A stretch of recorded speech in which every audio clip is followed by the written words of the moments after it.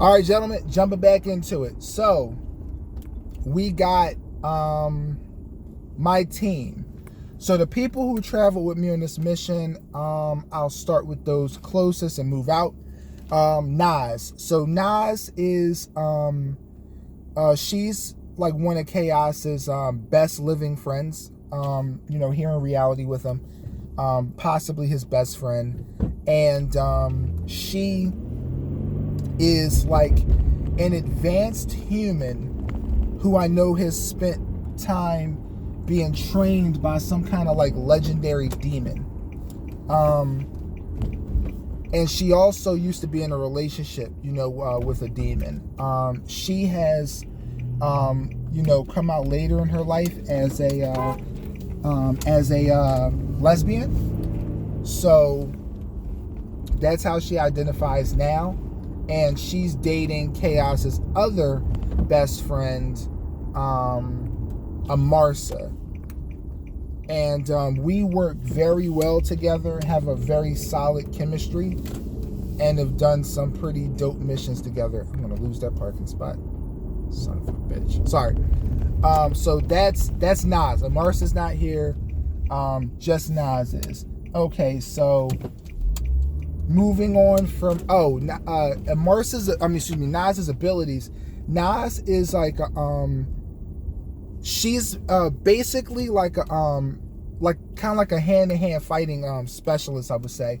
She's I would say about as strong and as fast and as durable. Like all of her physicality is roughly on the level of an SS3, or maybe even like slightly above that. However, she doesn't project any energy, so she's just all, it's all hand-to-hand durability, stuff like that.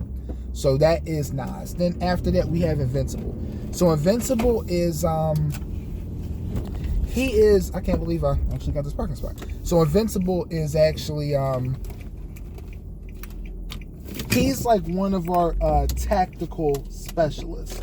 So he's one of those kinds of people, like, Invincible, I kind of think of him as like one of your ultimate support people, one of your ultimate non-powered support people. Because one of the big types of support people you want to have is like somebody like a healer or something like that. Invincible, he does have abilities and stuff, but mainly, I'm not even sure off the top of my head what his abilities are. But mainly the value I see in him as an ally is he's tactically gifted. He's a vicious engineer, pilot. Like, he's good with technology, good with research. He's got a sharp mind.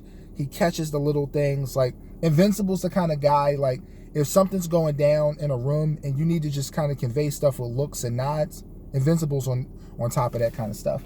So after him, we have Blaine Christina. Blaine Christina has been with the HHR for a bit, but I didn't work with her before, so I'm just meeting her for this mission. So at this point, we've known each other for probably about anywhere from 4 to 6 weeks. So Blaine is she actually is from the sector. She's from the sector where Earth used to be, where New Earth is now. But unlike Chaos, she was actually in that world, like that I was talking about, where everyone was like, incredibly wealthy, all that power and stuff. She grew up in that world, but she didn't want to be a part of it.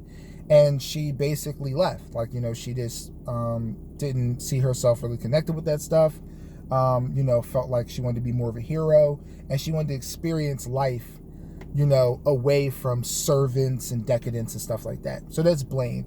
Blaine is also the person who provided the ship. And this ship is on loan from her best friend. Now moving on to her best. Now that's the official team. But along the way, her best friend returned to her ship. Her best friend, Blaine's best friend, her name is Beatrix Honors. Beatrix Honors is a woman who grew up in the underworld. She has, she just has kind of like a vicious anti-underworld, anti-demon sentiment about her. She seems to be fast and good with a sword. And she's a little weary of Chaos because she can sense the underworld on him. And she's traveling with us now, but she just doesn't know about the HHR.